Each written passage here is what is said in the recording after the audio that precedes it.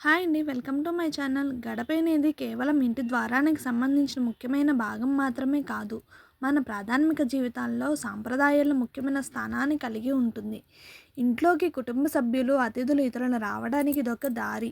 ఇంటిలోకి ప్రవేశించడానికి ముందు ఒక రక్షణ గోడ వంటిది గడప. భారతీయ సంస్కృతంలో గడప మీద, గడప వద్ద ప్రత్యేక అలంకారాలు, పూజలు నిర్వహించడానికి ప్రాముఖ్యత ఎక్కువ. ఇంటి దగ్గర, ఇంటిలో వ్యక్తుల శుభాన్ని, ఆనందాన్ని కలిగిస్తుందని నమ్మకం. గడపను ఇంటి శుభారంభంగా, దుష్టశక్తులను రక్షణ ఇచ్చే ప్రదేశంగా భావిస్తారు. కొన్ని ప్రాంతాల గడప మీదనే అంగీకారాలు, సాంప్రదాయ కార్యక్రమాలు, ప్రమాణాలు వంటివి చేస్తూ ఉంటారు. గడపను పూజించటం వల్ల కుటుంబంలో సంతోషం, శాంతి, ఆధ్యాత్మిక రక్షణ లభిస్తుందని విశ్వసిస్తారు. జ్యోతిష్య శాస్త్రాల నమ్మకాల ప్రకారం గడప మీద కూర్చోవడం వల్ల అదృష్ట శక్తి, ఆత్మశక్తి, దైవరక్షణ క్షీణిస్తాయని చెబుతారు. అంతేకాదండి, గడప మీద కూర్చోవడం వల్ల ఆర్థిక వృద్ధి సమస్యలు ఎదురవుతాయని కూడా జ్యోతిష్య శాస్త్రాన్ని విశ్లేషంగా చెబుతున్నాయి.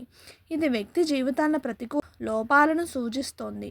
గడప మీద కూర్చోవడం వల్ల మానసిక శాంతి చెదిరిపోతుందని, ప్రతికూల శక్తుల ఆదేశాలను ప్రభావితాలు మనం లోనవుతామేమో నమ్మకం కూడా ఉంది. ఈ నమ్మకాలు అనేక ప్రాంతాలలో ఆచారాలుగా, అలవాట్లుగా మారాయి. అందుకనే మనము ప్రతి శుక్రవారము లేదా ఏదైనా పండగ రోజుల్లో కూడా గడపకి పసుపు రాసి అమ్మవారిని లోపలికి ఆహ్వానిస్తూ ఉంటాము. Thank you for watching my videos. Like and share and subscribe my channel.